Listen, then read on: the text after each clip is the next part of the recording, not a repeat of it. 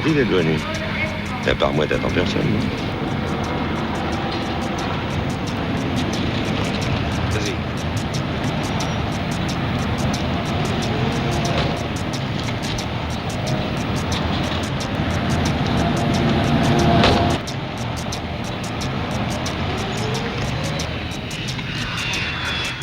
T'as du pognon sur toi. Tu m'arrêteras chez un fleuriste.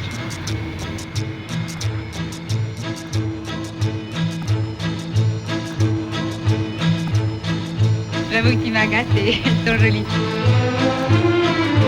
Là, c'est jamais l'autre qui pensera à ça.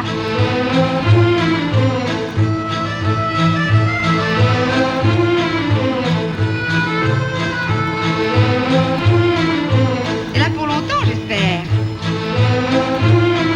En principe, non, mais tu sais, dans les affaires, on sait jamais. Tu te déplaces pour 3 semaines et puis tu peux rester 20 piges, ça c'est vu.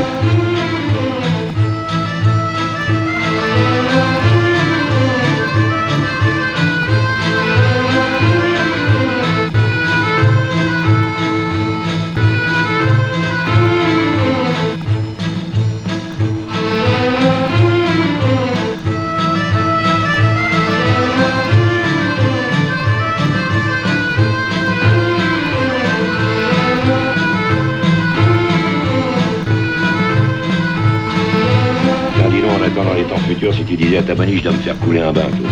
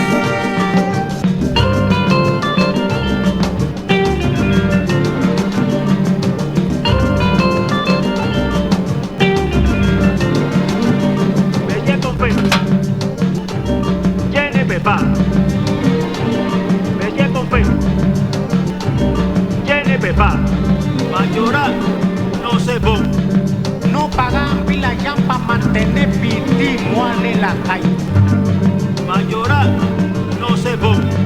a llorar, tifi, tifi,